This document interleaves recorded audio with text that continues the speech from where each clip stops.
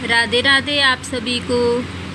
तो चलिए शुरू करते हैं श्रीमद् भागवत की कृष्ण लीला का 8वां अध्याय, भगवान का नामकरण संस्कार और उनकी बाल लीलाएं। तो हमेशा की तरह से कथा शुरू करने से पहले 2 मिनट भगवान का नाम संकीर्तन करते हैं। चलिए। गोविंद मेरो ए गोपाल मेरो ए, गोविंद मेरो ए गोपाल मेरो है, श्री बांके बिहारी नंदलाल मेरो है, श्री बांके बिहारी नंदलाल मेरो है, गोविंद मेरो ए गोपाल मेरो ए। चलिए शुरू करते हैं।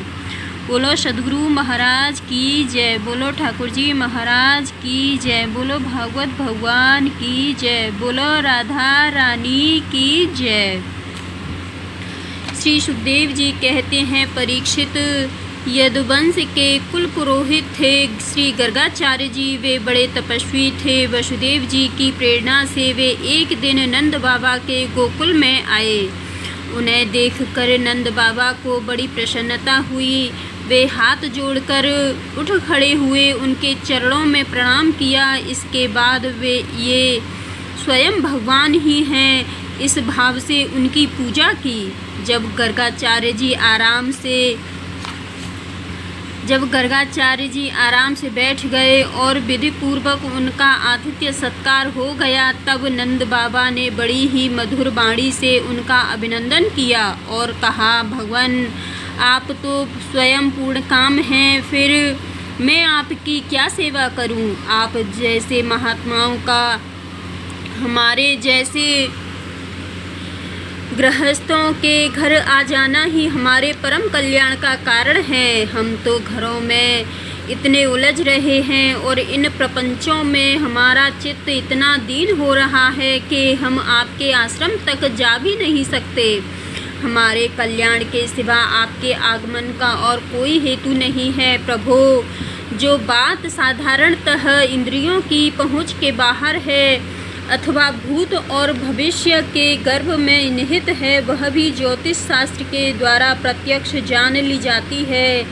आपने उसी ज्योतिष शास्त्र की रचना की है। आप ब्रह्मवेताओं में श्रेष्ठ हैं, इसीलिए मेरे इन दोनों बालकों के नामकरण आदि संस्कार आप ही कर दीजिए, क्योंकि ब्राह्मण जन्म से ही मनुष्य मात्र का गुरु है।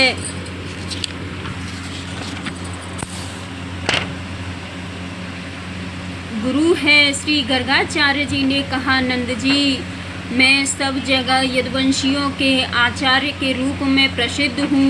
यदि मैं तुम्हारे पुत्र के संस्कार करूँगा तो लोग समझेंगे कि यह तो देवकी का पुत्र है। कंस की बुद्धि बुरी है, वह पाप ही सोचा करती है।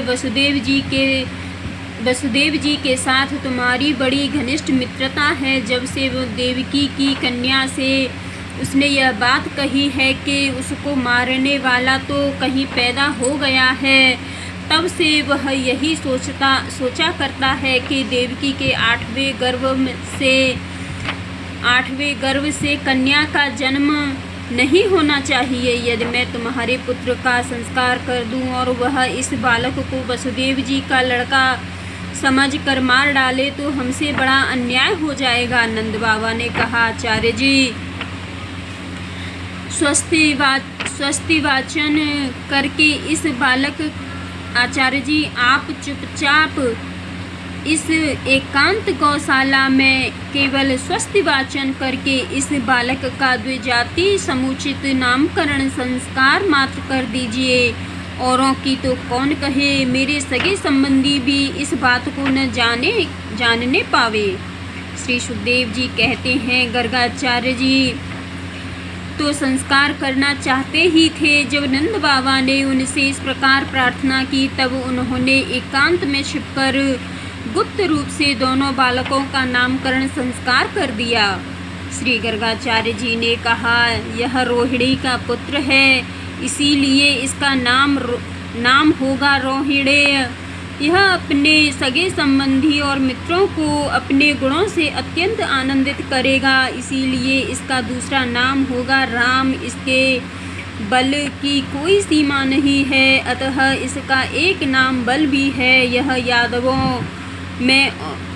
यह यादवों में और तुम लोगों में कोई भेदभाव नहीं रखेगा और लोगों में फूट पड़ने पर मेल करावेगा, इसीलिए इसका एक नाम संकर्षण भी है। और यह जो सांवला है, यह प्रत्येक युग में शरीर ग्रहण करता है। पिछले युगों में इसने क्रमशः श्वेत, रक्त और पीत ये 4 विभिन्न रंग स्वीकार किए थे। अब की यह कृष्ण वर्ण हुआ है, इसीलिए इसका नाम कृष्ण होगा। नंद जी, यह तुम्हारा पुत्र पहले कभी वसुदेव जी के घर भी पैदा हुआ था, इसीलिए इस रहस्य को जानने वाले लोग इसे श्रीमान वासुदेव भी कहते हैं। तुम्हारे पुत्र के और भी बहुत से नाम हैं तथा रूप भी अनेक हैं। इसके जितने गुण हैं और जितने कर्म, उन सब के अनुसार अलग अलग नाम पड़ जाते हैं।